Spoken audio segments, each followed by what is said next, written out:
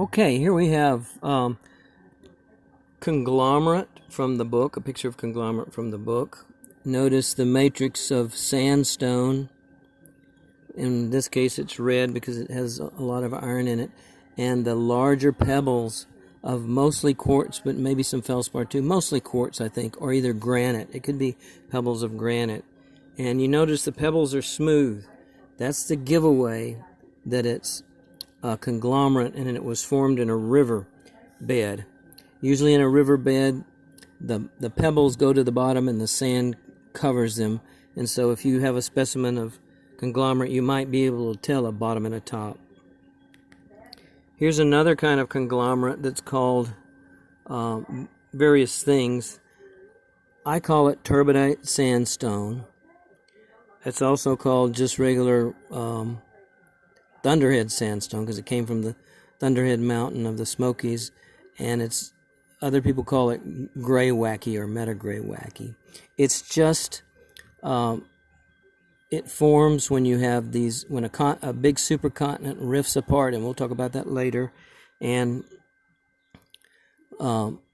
material, sand, silt, clay, pebbles, all mixed up together, flows in quickly and doesn't get time to sort out or get smoothed by running in a river. That's why these particles of quartz and feldspar are rough. They're not rounded, they're sharp-edged.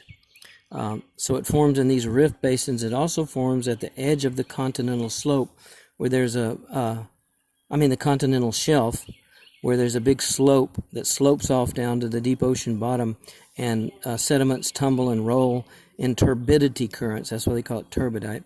And the materials get all mixed up. This is gray because it washed very quickly into down to the under the water, and so the iron that's in it did not have time to oxidize.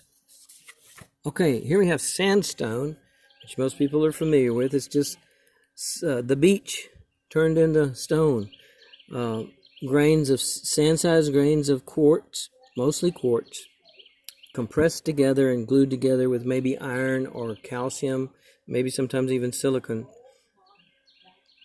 And it forms a rock. A lot of sandstone formations out in the western United States associated with Triassic, and Jurassic Park.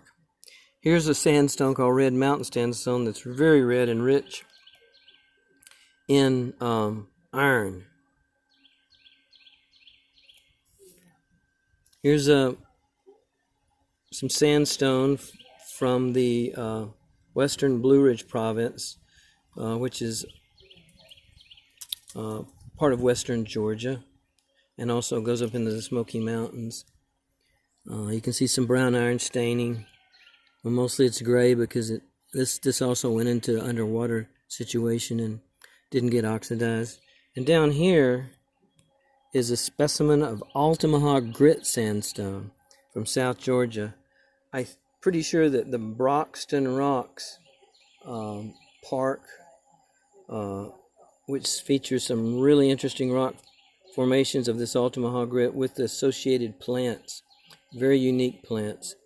This is the sandstone that forms there. Let's see what else we got. Okay, here's some gray wacky. The difference between gray wacky and turbidite sandstone is usually the big hunks that are in it are smaller. If you have a penny, then the big hunks that are embedded in the fine matrix on gray wacky or meta gray wacky are about the size of Honest Abe's ear. If they are about the size of Honest Abe's head, then I call it turbidite sandstone. That's just my definition. Okay, so that's conglomerate and sandstones.